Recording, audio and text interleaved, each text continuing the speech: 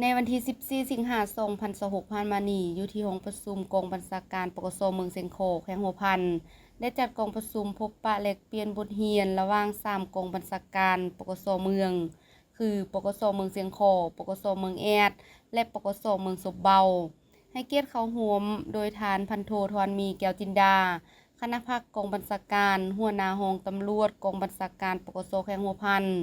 มีบรรดาทานคณะพักคณะกองบัญชาการปกสเมืองหัวหน้าห้องหัวหน้าแผนกพร้อมด้วยนายและพลตำรวจผู้เฮ็ดเวียกงานสืบสวนสอบสวนและดำเนินคดีทั้ง3กองบัญชาการเข้าร่วมอย่างพร้อมเพรียงในการพบปะแลกเปลี่ยนบทเรียนในครั้งนี้ต่างนาจากแต่ละกองบัญชาการปกสเมืองได้ผลัดเปลี่ยนกันขึ้นรายงานสภาพการเคลื่อนไหว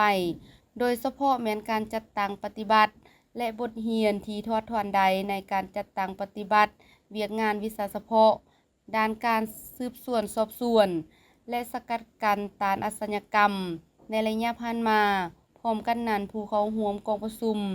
ยังได้ยกขึ้นมาสนทนาอย่างกงไปกงมาเกี่ยวกับข้อสะดวกข้อยุ่งยากข้อคงค้าง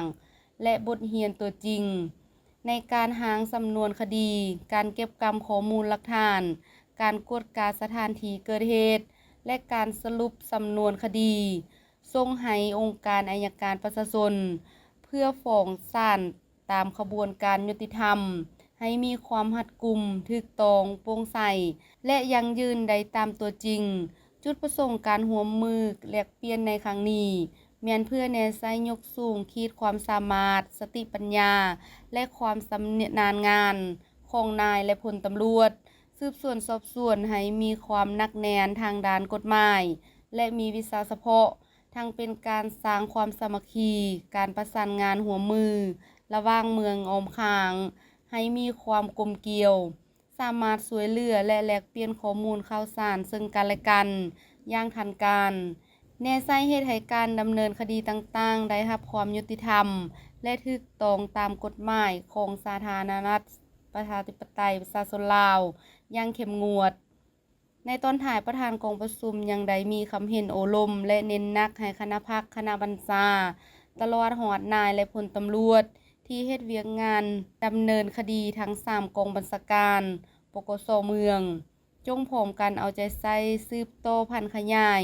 บทเรียนดีๆที่ได้แลกเปลี่ยนกันในครั้งนี้ไปหมุนใส่เขาในเวียกงานตัวจริงให้เกิดดอกออกผลตั้งหน้าฝึกฝนหล่อหลอมตนเองด้านคุณสมบัติศีลธรรมปฏิวัติและจรรยาบรรณวิชาเฉพาะเพื่อเฮ็ดให้สังคมมีความสงบปลอดภัย